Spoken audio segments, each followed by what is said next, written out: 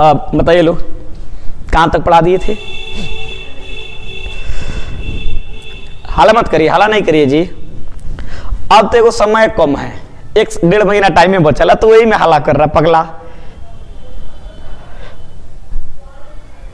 बढ़िया है ना, अच्छा है, चलो आगे बढ़े। हाँ, तो इससे पहले अध्याय नंबर 6 तक, हिस्ट्री के लेसन नंबर 6 तक हम लोगों ने रिवीजन करने का काम किया था। आज पढ़ेंगे लेसन नंबर 7। लेसन नंबर 7 है, यानी अध्याय नंबर 7। लेसन 7 जो है इसके बारे में हम लोग चर्चा करेंगे, ठीक है। अध्याय 7, बस ध्यान से सुनना है आपको। जितना भी बिहार बोर्ड जो भी प्रश्न पूछेंगे, बिहार बोर्ड द्वारा जो प्रश्न इसमें पूछे जाएंगे, ठीक है, उनको जो है हम लोग बड़ी आसानी से इसमें कवर कर लेंगे, बड़ी आसानी से, चिंता नहीं करना है, बशर्ते आपको शांति से सुन लेना है। बिहार बोर्ड जो भी प्रश्न पूछेंगे, जो भी इस चैप्टर से प्रश्न बनता है और जो भी प्रश्न पूछे जाएंगे, वो सारे के सारे प्रश्न आपके एक ही बोर्ड से आ जाएंगे, ठीक है। तो बशर्ते आप मेरे भाई 25 से 30 मिनट तक आप शांति से सुन लीजिए, ठीक है। चलिए क्लास शुरू करें। तो अध्याय नंबर 7 का रिवीजन बैच है। अध्याय नंबर 7 ये हिस्ट्री का जो है रिवीजन क्लास है। अब इस रिवीजन क्लास को हम लोग आगे बढ़िया से करेंगे, ठीक है, जिससे हमारा क्वेश्चन सारी की सारी पकड़ में आ जाए। चैप्टर का नाम है मेरे दोस्त विजयनगर साम्राज्य। सब ध्यान से सुनिएगा, विजयनगर साम्राज्य एवं इसकी राजधानी, ठीक है। एक साम्राज्य में इसकी राजधानी विजयनगर, तो ऐसे भी कह सकते हैं विजयनगर साम्राज्य उसकी राजधानी, बात तो से नहीं होता है, ठीक है। विजयनगर का मतलब क्या होता है, ध्यान से सुनना मेरे दोस्त। देखा, विजय का अर्थ क्या होता है, जीत। विजय का अर्थ जीत, और नगर का मतलब शहर, अर्थात जीत का शहर। अब कई बार ये प्रश्न पूछा हुआ है कि बताइए विजयनगर का अर्थ क्या होता है, तो आप लोगों को क्या बताया गया है, जीत का शहर। विजयनगर का शाब्दिक अर्थ क्या होता है, जीत का शहर। विजयनगर का शाब्दिक अर्थ जीत का शहर। अब ध्यान से सुनना है, अब कई बार ये प्रश्न देखने को मिलेगा मेरे दोस्त कि विजयनगर का अर्थ बताए, तो क्या बताएंगे, विजयनगर का शाब्दिक अर्थ जीत का शहर होता है। विजयनगर का शाब्दिक अर्थ क्या हो गया, जीत का शहर। कोई दिक्कत? अब ध्यान से सुनिएगा, विजयनगर वर्तमान में कहां है, तो कर्नाटक। विजयनगर कहां है, कर्नाटक। विजयनगर कहां है, कर्नाटक। कोई दिक्कत किसी को? विजयनगर वर्तमान में कहां पड़ेगा भाई, कर्नाटक। कर्नाटक का पुराना नाम मैसूर है, ठीक है, लेकिन विवाद में चर्चा कर देंगे।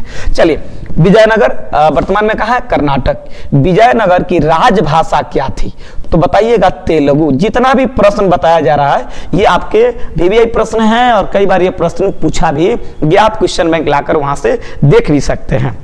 चलिए, विजयनगर किस वहां की राजभाषा क्या थी, तेलुगु। विजयनगर किस नदी के किनारे है, तो तुंगभद्रा। किस नदी के किनारे है मेरे भाई, तुंगभद्रा। विजयनगर किस नदी के किनारे है, तुंगभद्रा। कोई दिक्कत किसी को? विजयनगर किस नदी के किनारे है, तुंगभद्रा।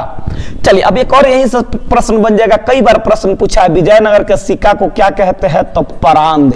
विजयनगर में जो सिक्का होता था उसको क्या कहते थे, परांद। विजयनगर के सिक्का को क्या बोलेंगे, परांद। कोई दिक्कत नहीं, रिवीजन क्लास है, बस अब तो आपको लिखेंगे पूरा नहीं, हम आपको बोलकर भी समझा देंगे, कोई दिक्कत नहीं ना जी। अगर आपको कोई दिक्कत हो तो बताओ, सब हम अपना कर लेंगे, ठीक है। विजयनगर के सिक्का को क्या कहते हैं, परांद। चलिए, विजयनगर की स्थापना कब हुई, कई बार यह प्रश्न पूछ दिया हुआ है कि विजयनगर साम्राज्य की स्थापना कब हुई, 1336 ईस्वी में।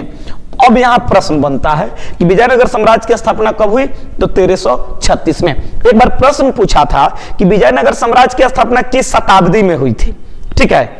हाँ, रिवीजन क्लास यार, मजा आएगा। विजयनगर साम्राज्य की स्थापना किस शताब्दी में हुई थी, तो आपको पता है कौन शताब्दी, तो 14वीं शताब्दी। किस शताब्दी में हुई थी, तो 14वीं शताब्दी। कब हुई थी, तो 1336 में हुई थी। कोई दिक्कत किसी को? अब जब 1336 ईस्वी में हुई थी तो किसने की, हरिहर और बुक्का ने। हरिहर और बुक्का ने।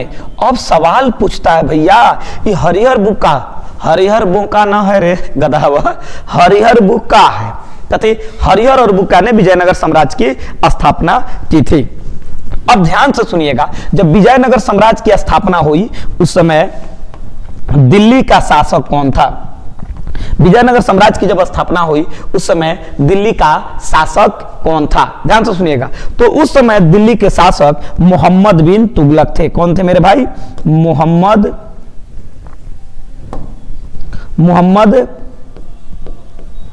बिन तुगलक थे। मोहम्मद बिन तुगलक थे। कौन थे? मोहम्मद बिन तुगलक। चलिए, उस समय दिल्ली का राजा कौन था? मोहम्मद बिन तुगलक। अब तुगलक वंश का संबंध, मोहम्मद बिन तुगलक का संबंध किस वंश से है? तुगलक वंश के ना, तो तमाम चीज बाद में होगी। चलिए, हम लोग को जरूरत के आधार पर चल रहे हैं। तो मोहम्मद बिन तुगलक का शासनकाल 1325 से 1351 के बीच मानी जाती है, यानी 1325 से 1351। मोहम्मद बिन तुगलक का शासनकाल कब से कब है? तो 1325 से 1351, 1325 से 1351।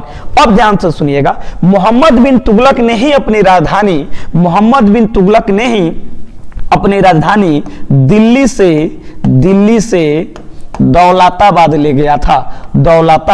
दौलताबाद ले गया था। कई बार एक प्रश्न पूछा हुआ दोस्त कि बताइए किस शासक ने, दिल्ली सल्तनत के किस शासक ने अपनी राजधानी दिल्ली से दौलताबाद ले गया था? तो क्या कहिएगा मेरे भाई? मोहम्मद बिन तुगलक। अब प्रश्न पूछे कब, ऐसा भी प्रश्न आता है कि कब लेकर गया था, तो कहिएगा 1327 ईस्वी, 1327 ईस्वी में लेकर गया था।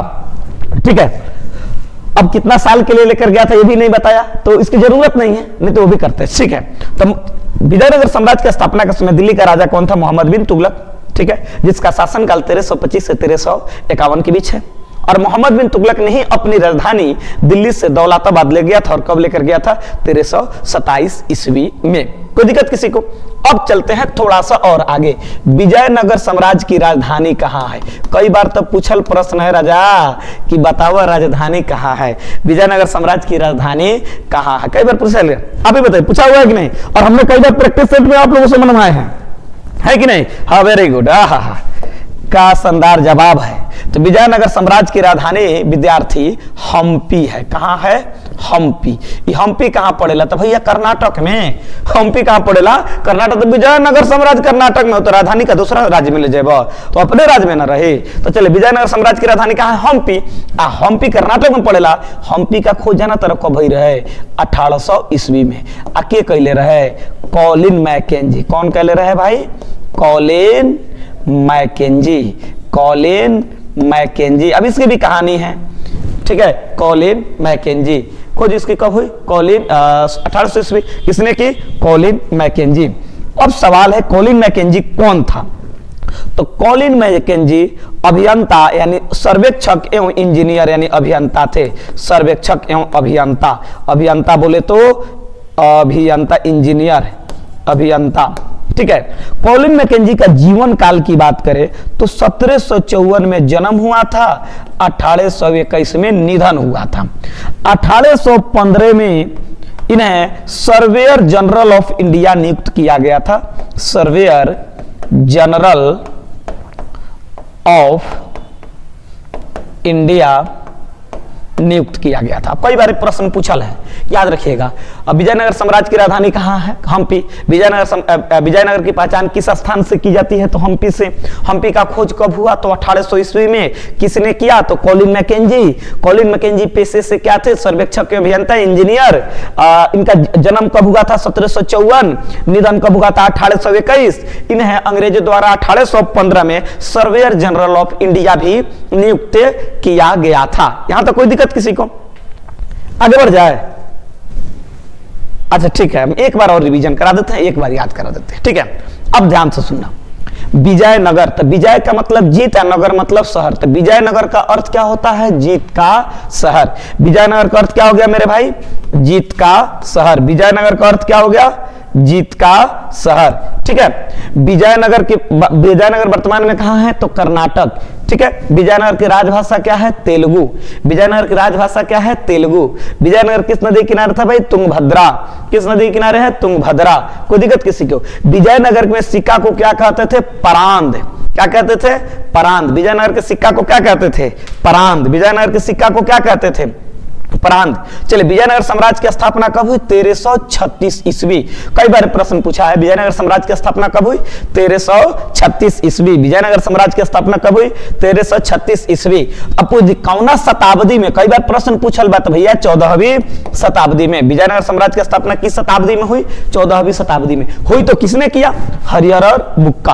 हरिहर और बुक्का। भैया ये हरिहर और बुक्का दोनों कौन रहे? तो भैया ये दोनों आदमी आपस में भाई रलन, ठीक है। और हरिहर और बुक्का के पिता के नाम संगम था। संगम था। इसकी भी हम कहानी बताएंगे, ठीक है, कि इनकी भी कहानी बताएंगे। संगम, संगम कहां के मंत्री थे, कहां के सामंत थे, मोहम्मद बिन तुगलक ने इन पर हमला क्यों किया, वहां से हरिहर और बुक्का को पकड़कर दिल्ली क्यों लाया, हरिहर और बुक्का बाद में इस्लाम धर्म कबूल करते हैं, फिर ये मोहम्मद बिन तुगलक के विश्वास पात्र बन जाते हैं, फिर ये दक्षिण भारत में किस राज्य को जीतने के लिए आते हैं, फिर यहाँ पर इनके गुरु का नाम जो विद्यारण था, हरिहर बुक्का गुरु का नाम जो है ना विद्यारण जो था, उनके प्रभाव में आकर के फिर से ये इस्लाम धर्म को छोड़ करके हिंदू धर्म में आते हैं और एक नए साम्राज्य की स्थापना करते हैं। तो इन तमाम की भी चर्चाएं होगी।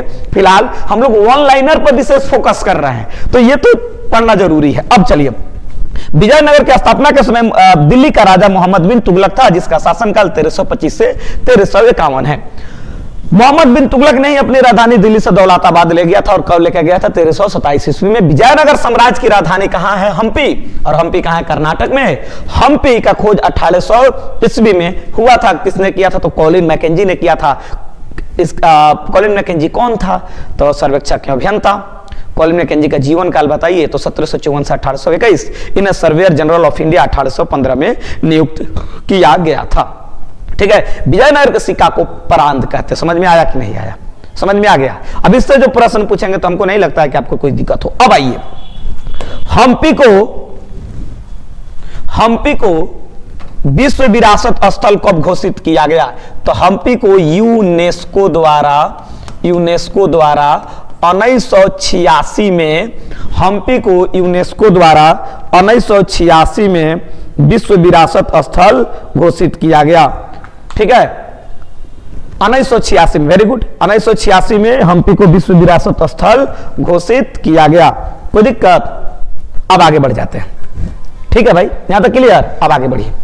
चलिए, विजयनगर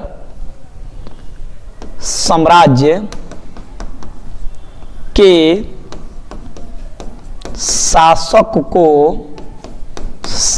को क्या कहते हैं? तो नरपति या राय। कई बार प्रश्न पूछा हुआ भी है कि बताइए विजयनगर साम्राज्य के शासक को क्या कहते हैं? तो नरपति या राय। चले, बबनी समझ में आवता हो?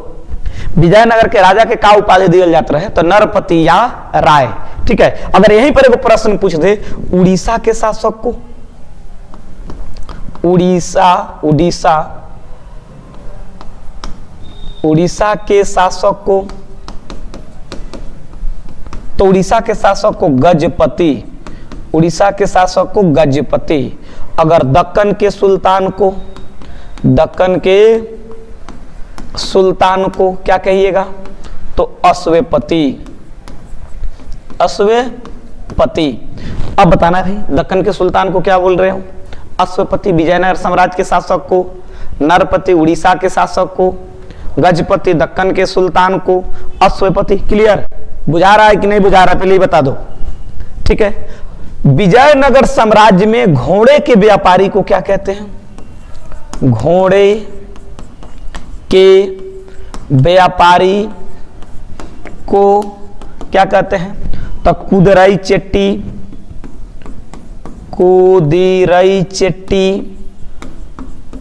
चलिए, घोड़े के व्यापारी को क्या कहते हैं? कुदरई चेट्टी। क्या कहेंगे घोड़े के व्यापारी को? क्या कहिएगा भाई? कुदरई चेट्टी। जल्दी तक लीजिए। विजयनगर साम्राज्य के जो राजा हुआ करते थे उन्हें क्या कहते थे? नरपति या राय। उड़ीसा के शासक को, अगर वही चल जाए, उड़ीसा के शासक को क्या कहते थे? गजपति। दक्कन के सुल्तान को अश्वेपति।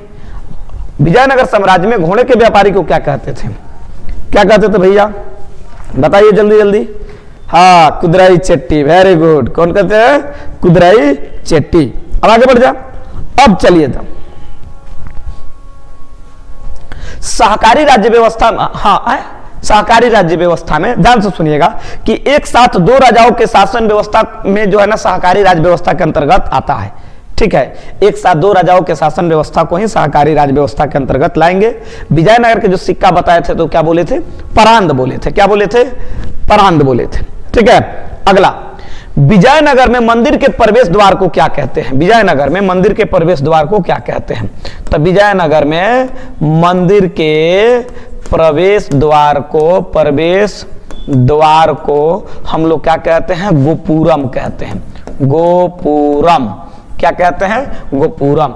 एक और ही चीज बता देते हैं, यह भी तब वंश के बारे में बताए नहीं किए हैं। विजयनगर पर कितने वंशों ने शासन किया? 4, संगम, सुलु, तुलु और बिडु। और सबके बारे में हम लोग चर्चा करेंगे, फिलहाल अभी तो यहां पर है। चलिए, तो विजयनगर साम्राज्य में मंदिर के प्रवेश द्वार को क्या कहते हैं? मंदिर के प्रवेश द्वार को गोपुरम कहते हैं। अगर यही से एक और ही प्रश्न बनता है, स्तूप के प्रवेश द्वार को, स्तूप के प्रवेश द्वार को तोरण कहते हैं। स्तूप के प्रवेश द्वार को क्या कहेंगे? तोरण कहेंगे। कोई दिक्कत नहीं, बढ़िया। हाँ, स्तूप के प्रवेश द्वार को क्या बोल दिए? तोरण कह दिए, कोई दिक्कत। अब चलते हैं थोड़ा सा और आगे। एक बार प्रश्न पूछा हुआ था, विजयनगर साम्राज्य की संरक्षिका देवी कौन थी? संरक्षिका देवी कौन थी? तो विजयनगर साम्राज्य के संरक्षिका देवी जो है उनका नाम था पंपा देवी। पंपा देवी। विजयनगर साम्राज्य की संरक्षिका देवी कौन है? पंपा देवी। विजयनगर साम्राज्य की संरक्षिका देवी कौन है? पंपा देवी। और एक और ही बात बता दे, विजयनगर पर कुल मिलाकर 4 वंश ने शासन किया था। पहला वंश का नाम था संगम। पहला वंश का नाम क्या था मेरे भाई? संगम। पहला वंश का नाम, पहला का नाम था संगम, दूसरा का था सुल्लू, तीसरा का था तुल्लू और चौथा था अरबिड्डू। चौथा था अरबिड्डू, या अरबिंडू भी बहुत जगह अरबिड्डू भी देता है। तो ये कुल मिलाकर 4 वंशों ने शासन किया था। अब यहां पर एक और प्रश्न बनता है कि विजयनगर साम्राज्य पर शासन करने वाला पहला वंश कौन है? तो संगम। अब विजयनगर साम्राज्य पर शासन करने वाला पहला राजा कौन है? तो हरिहर। ठीक है, विजयनगर साम्राज्य की स्थापना करने वाला कौन है? तो हरिहर बुक्का। हरिहर बुक्का कौन है? भाई है। कोई दिक्कत? अब हम लोग चल रहे थे यहां पर, तो विजयनगर साम्राज्य में मंदिर के प्रवेश द्वार को हम लोगों ने क्या बोला? विजयनगर साम्राज्य मंदिर के प्रवेश द्वार को क्या बोल दिया हम लोग? गोपुरम बोलते हैं। अब अगला प्रश्न, यहां पर वो कई बार प्रश्न पूछ देगा, विरूपाक्ष मंदिर का संबंध किस देवता से है? कई बार प्रश्न पूछ लेगा भाई। तो विरूपाक्ष जहां दिनू वहां शिव से, आ कहीं विठल दे दिल, विठल मंदिर का संबंध, विठल मंदिर का संबंध किससे है? तो विष्णु से है। कौन से है? तो विष्णु से है। विठल पूछ दिया तो विष्णु, विरूपाक्ष पूछ दिया तो शिव। और एक और बात याद रखिएगा, आयंगार व्यवस्था का संबंध किससे है? तो आयागार व्यवस्था का संबंध किससे है? तो विजयनगर साम्राज्य से है। कई बार एक बार बताए थे ना कि विजयनगर साम्राज्य में दिया भी रहता है, कई बार आपको लिखवाए भी होंगे कि विजयनगर साम्राज्य में स्थानीय प्रशासनिक व्यवस्थाओं को देखरेख करने के लिए, विजयनगर साम्राज्य में स्थानीय प्रशासनिक व्यवस्थाओं को देखरेख करने के लिए 12 व्यक्तियों का एक समूह होता था। उसी को क्या कहते हैं? क्या कहेंगे? आयंगार कहते हैं। ये पिछले साल पूछा था शायद, हाँ 2025 में पूछा, शॉर्ट क्वेश्चन में है, 2 नंबर में पूछ ले। अयंगार व्यवस्था के बारे में चर्चा करें तो इसी टाइप से तो प्रश्न पूछेगा। बिहार बोर्ड भी समझ रहा है कि भैया खुद के लड़का सब पढ़िए रहा है, तो टेंशन किस बात का है। ठीक है, अब आइए यहां तक, कौन दिक्कत? अब आगे बढ़ जाते हैं, चलो। अरे मंदिर के घेरा हुआ कक्ष को बिटअप कहते हैं। क्या कहते हैं? सॉरी, मंडप कहते हैं। क्या कहते हैं? मंडप कहते हैं। क्या कहते हैं? मंडप। अब सवाल आता है अमरम। अमरम किसे कहते हैं? अमरम यहीं पर समझा देते हैं। अमरम बहुत छोटा सा सवाल है। अमरम एक है अमरम नायक। ठीक है, अमरम एक का नाम कहती है अमरम नायक। ठीक है, अब सवाल तो उन्हीं से पूछी, अमरम किसे कहते हैं? अमरम किसे कहते हैं? अच्छा एक बात बताओ लोग, सुनना रहे। ठीक है, सेना के मालिक को क्या कहते हैं? सेनापति। राजा होता है, राजा जो है ना एक सेना प्रमुख को चुनता है जेकरा सेनापति कहते हैं। तो सेनापति को सेना नायक उसको भी कहते हैं। तो जो सेना का नेतृत्व करेगा ओकरा हम सेना नायक कहते हैं। जैसे मान लीजिए हम लोग का सेना है, ठीक है, ये पूरा जो क्लास तो बैठा है सब इस सेना है, ठीक है। तो इसका एगो कोनो ना कोनो होगा ना जी मालिक जो कहेगा, उसके आधार पर सब सेना लोग काम करेगा। तो हाँ, तो ओकरे के कथी कह देंगे, सेना नायक कहेंगे। कथी कहेंगे, सेना नायक कहेंगे। क्या कहेंगे, सेना नायक कहेंगे। अब सेना नायक को हम लोग क्या देंगे, उसके बदले में जो मेहनत कर रहा है, इतना नेतृत्व कर रहा है, इतना सारा काम कर रहा है, तो उसके बदले में हम क्या देंगे, उसको पैसा रुपया देंगे कि नहीं देंगे। हाँ, तो विजयनगर साम्राज्य में जो सेना नायक होता था उन्हें अमरम दिया जाता था। अमरम दिया जाता था। कथी दिया जाता था भैया, अमरम। तो सेना नायकों को दिया गया भूमि अनुदान, मतलब सेना नायकों को भूमि अनुदान में देते थे ना। तो इस सेना नायकों को जो भूमि अनुदान में मिलता था, भूमि अनुदान, ध्यान से सुनिएगा, भूमि अनुदान, तो कहने का मतलब सेना को पैसा ना देकर के भूमि देते थे ना, तो उससे प्राप्त भूमि को, मेहनत के बदले प्राप्त भूमि को अमरम कहते हैं। और वह भूमि प्राप्त करने वाले अमर नायक कहलाते हैं। भूमि प्राप्त करने वाले, मान लीजिए सेना है, ये पूरा सेना है, इस सेना के सेनापति हम हैं, तो जो राजा है वो हमारा पैसा देगा कि नहीं जी, मेहनत के बदले पैसा देगा ना जी। आज जब पैसा देगा तो पैसा के बदले हमारा भूमि दे रहा है, तो यानी अमरम दे रहा है। और उसको किसने प्राप्त किया, हमने। तो हम क्या कहलाए, अमर नायक। हम क्या कहलाए, अमर नायक। कोई दिक्कत, बात समझ में आ रहा है कि नहीं। चलिए, हाँ, धार्मिक के भवनों के शीर्ष पर बनी हुई संरचना को गुंबद कहते हैं। धार्मिक भवनों के शीर्ष पर बनी हुई संरचना को क्या कहते हैं, गुंबद कहते हैं। धार्मिक भवनों के शीर्ष पर बनी हुई संरचना को क्या कहते हैं, गुंबद कहते हैं। अब ध्यान से सुनिएगा, विजयनगर साम्राज्य का सबसे अगर कोई महान शासक है वो है कृष्णदेव राय। कृष्णदेव राय। कृष्णदेव राय का शासनकाल 1509 से 1529 तक, कहीं पर 27 भी देता है। कृष्णदेव राय का संबंध तुलु वंश से है। तुलु वंश से अब हम पढ़ाएंगे वहां पर तुलु वंश, ठीक है, तुलु वंश, तुलु वंश। अब ध्यान से सुनना, तुलु वंश अभी आगे हम पढ़ाएंगे। तो तुलु वंश के स्थापना किसने की, तो वीर नरसिंह। वीर नरसिंह, वीर नरसिंह। वीर नरसिंह का शासनकाल 1505 से 1509 तक था, क्योंकि तुलु वंश की स्थापना 1505 में वीर नरसिंह ने की थी। जब ये 9 में मर जाते हैं तो इनका बेटा यानी वीर नरसिंह का बेटा उत्तराधिकारी कृष्णदेव राय जी आते हैं। तो इनका शासनकाल 1509 से 1529 तक है। इनके बाद में अच्युत राय आते हैं, सदाशिव राय आते हैं, राम राय आते हैं, फिर तालिकोटा का युद्ध होता है 1565 में, वो भी चर्चा करेंगे। अब ध्यान से सुनना, यहाँ पे एक प्रश्न है, तुलु वंश की स्थापना किसने की, वीर नरसिंह। वीर नरसिंह का बेटा, एक बाप का नाम था सरनायका, सरनायका, जानते हैं सरनायका। सरनायका इमाड़ी नरसिंह का क्या था, सेनापति था। इमाड़ी नरसिंह सुलु वंश का राजा था। सुलु नरसिंह ने 1485 में जो है ना तुलु वंश के बाद में सुलु वंश की स्थापना होती है। और सुलु नरसिंह 1485 से 1490 तक शासन करता है। फिर सुलु नरसिंह जब मारा जाता है यानी मर जाता है, तो ओकर बेटा बनता है इमाड़ी नरसिंह, राजा विजयनगर की। लेकिन वो अल्प आयु में राजा बनता है। कथी में आयु में राजा बनता है, अल्प आयु में राजा बनता है। तो उसकी देखरेख कौन करता है, तो इमाड़ी नरसिंह की देखरेख सरनायका करता है। 1505 में सरनायका का बेटा था वीर नरसिंह। वीर नरसिंह ने क्या कर दिया, इसकी हत्या कर देती है, किसकी, इमाड़ी नरसिंह की, और खुद एक नए वंश की स्थापना करता है, तुलु वंश। अब सवाल आएगा, विजयनगर साम्राज्य का सबसे महान शासक कौन थे, कृष्णदेव राय। इनका संबंध किस वंश से है, तुलु वंश से है। किस वंश से है, तुलु वंश से है। कोई दिक्कत किसी को? अच्छा बताइए, समझ में आ रहा है कि नहीं आ रहा है? अरे भैया ये तो पढ़ावल चीज हो तो काय ना समझ में, तो है सबको दिक्कत किसी को? चलिए अब एक बार रिवीजन कर लीजिए, फिर हम लोग आगे बढ़ते हैं।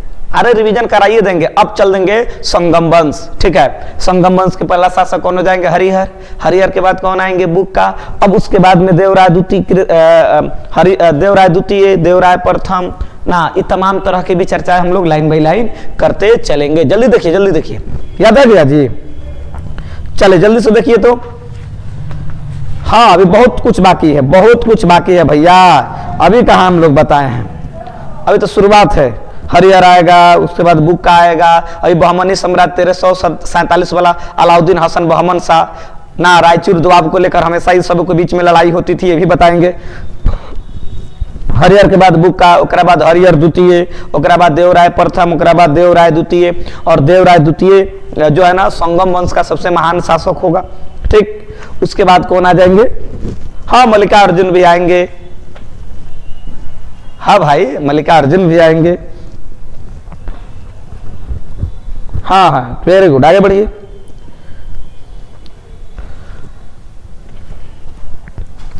संगम वंश का सबसे महान शासक देवराय द्वितीय। देखा विजयनगर साम्राज्य का सबसे महान शासक पूछेगा। अगर आपसे विजयनगर साम्राज्य का सबसे महान शासक तो कृष्णदेव राय। अगर संगम वंश का सबसे महान शासक, संगम वंश का सबसे महान शासक तो देवराय द्वितीय। ठीक है, आगे बढ़े। कोई दिक्कत विद्यार्थी? रिवीजन करा रहे हैं बस हम, रिवीजन का ऑनलाइन प्रश्न आता है ना जी, तो हम आपका रिवीजन करा रहे हैं।